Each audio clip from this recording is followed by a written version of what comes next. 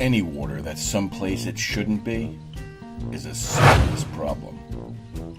At first glance, you might think the vent caused this problem either by drawing the moisture to it or due to condensation.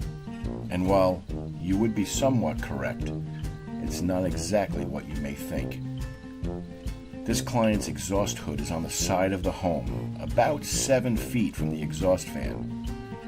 The hood wasn't sealed well, and water ran down along the rigid piping in the ceiling, which is under the flooring above, and dripped where the 90-degree elbow connected the line to the exhaust fan. You may be thinking, why repair that? It's barely noticeable. But when your house looks perfect everywhere else, this is totally unacceptable. And honestly, it's worse than it really looks.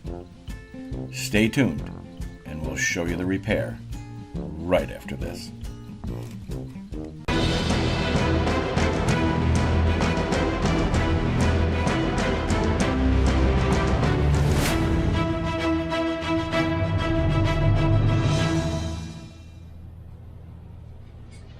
Watch your eyes.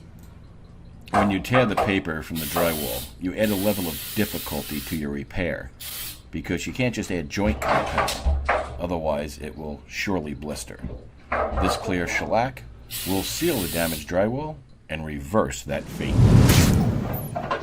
This here is 5-minute mud, and I mixed it very thick so it doesn't run at all. It's stuck right on there because I want to get the end, I want to get these holes filled so that they're pretty much at the same plane as everything else up here. But that's an hard just with that little bit on it. Yeah, I know. Incredible what this stuff can do.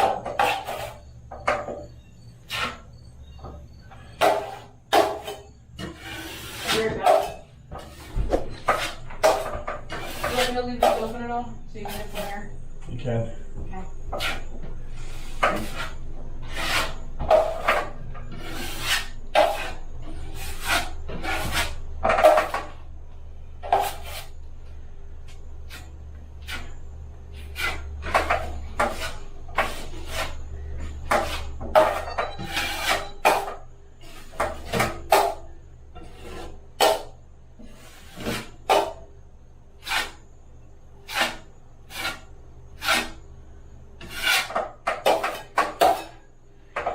Now you just wait.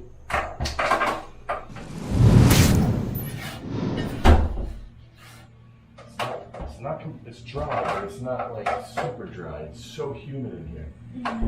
But it's dry enough to tape over. Do you want to tape it or do you want me to tape it? I don't care. You tell me. Why don't you tape that one and I'll do this one? Is that cool? That's fine. I'm going to give her the tiny one to do because she's still learning. Not that this is very big. Actually, you know what? The camera's not showing that one, so we'll let you do this one.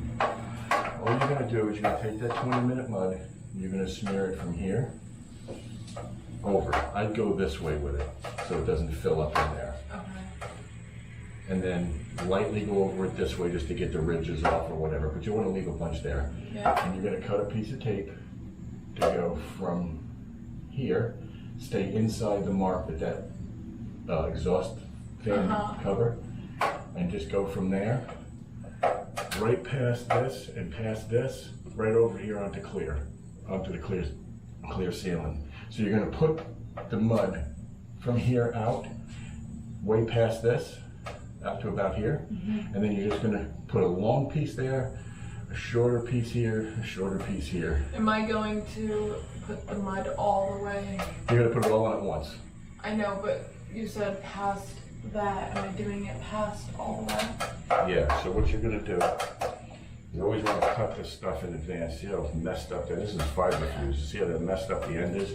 You don't want to deal with that messed up end, so just rip yourself a new piece so it's nice and at the end. So you're going to come from about here, right? So you're going to go from there to there. So that's going to be your first piece. And then your second piece, your first piece is going to be like right here. right?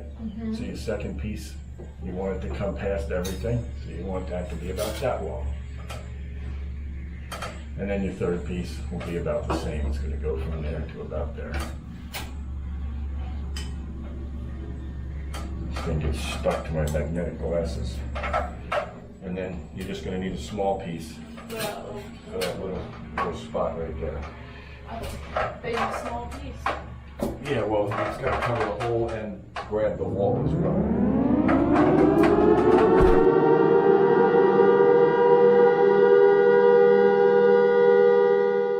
So don't work over you, work side on the side. There you go. From the motor away. The motor away. Yeah, you're burning daylight. Which one's the motor? It's the whole thing. Yeah.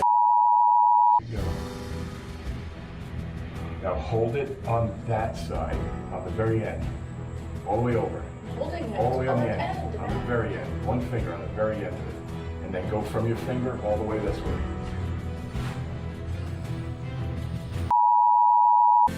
Hold on, we got it. Let's overlap this onto that piece of tape a little bit so you can overlap it as well.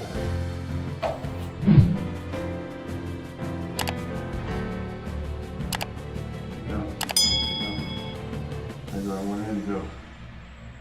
And don't forget, a little bit less of an angle when you're doing it, alright?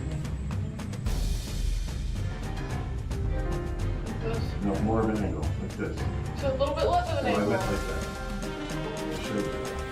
Alright, that's good. Now get that in, and now you have the finger on. Okay? Get the other one, and get the finger on. And the other one. Nope, go that way with it. Alright, now put more on there so you get the next piece up.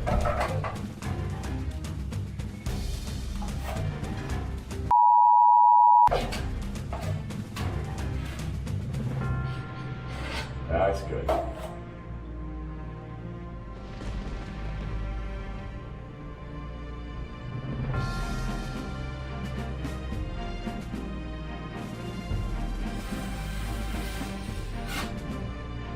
And just clean up where the finger was. And that's good. Now there's a little bit of excess that's going to be like you may create a ridge. Go from the tape away from it. Nope. Yep. Nope. Yep. That's good. Now just leave it. You should get good. What I like to do is mix it right in the pan. And I just use a little 1 inch. And I just do that, spin it around in here. Like this. You see? Move it out between the sides.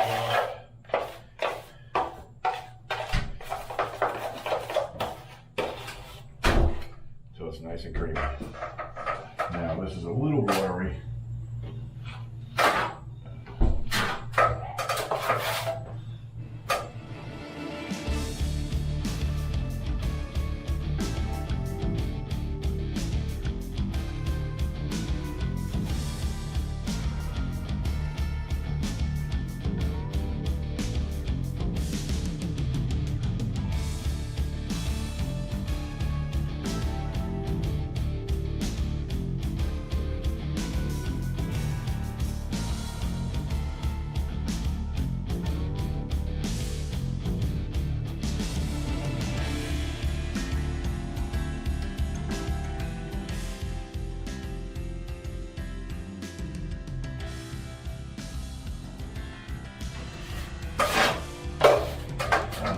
And that's how we're going to leave it, just like that.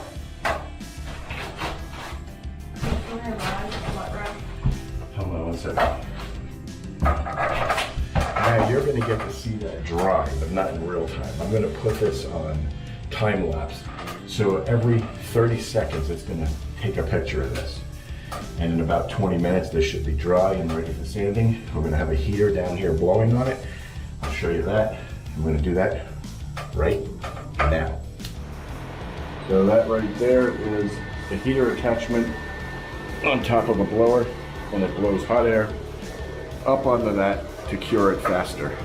I'm going to show you a close-up of what this looks like. That's how I'm leaving it. Yeah, there's grooves in it, there's bubbles in it, there's all kinds of stuff. Imperfections everywhere. It's just the first coat. That's what it looks like. Now you can watch it dry. The fastest way to cure fast setting compound is to turn the home's AC on so that it's cold in the house, but you're blowing hot air directly on the patch.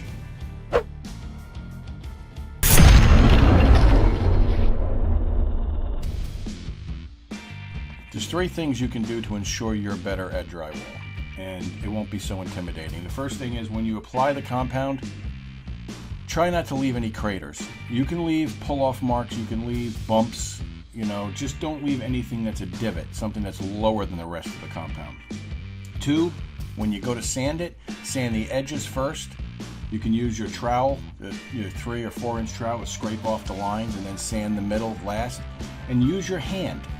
Feel the drywall. If you feel something, then you're going to see it. Your hands will show you where the problems are, even when your eyes can't.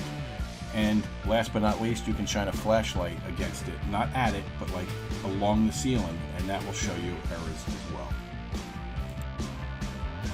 Alright, so here you go. I wipe everything down with a dry rag so that I can turn around and put coat number 2 on. Now you don't necessarily have to go 3 coats, only if your ceiling or wall needs it. We're only going to do 2 on this one.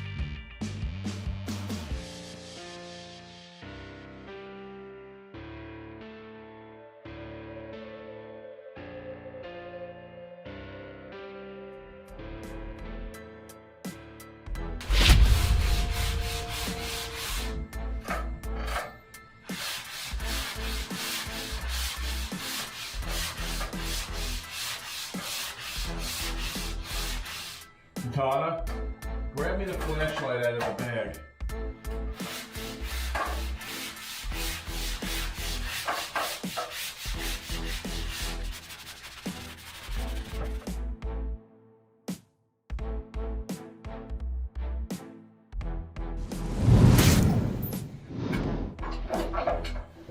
So you have to use a light to find out where your imperfections are.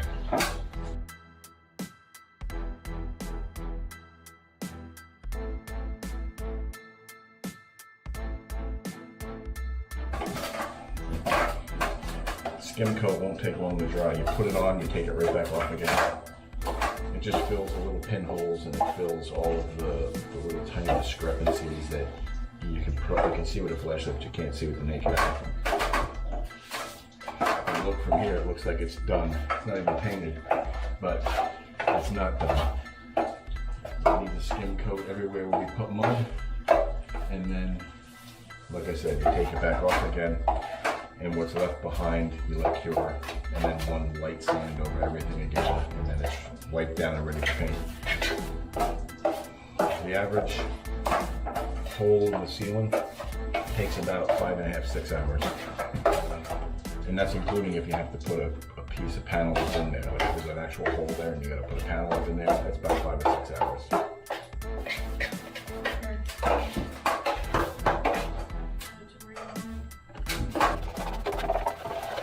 I wish I could mix this fast. So this here is the final skim coat. I am literally putting the mud on and scraping all of it back off again. What it'll do, as I previously explained, but a lot of people don't realize how important this step is, it fills every little tiny divot that you can't even hardly see with your eyes. Maybe you won't even see it with the flashlight. If you don't do this, after you paint it, you're going to start seeing little craters and things in it. It's a necessary step. Take the time and do it. It'll literally take you 5 minutes for a patch this size, and it guarantees perfection.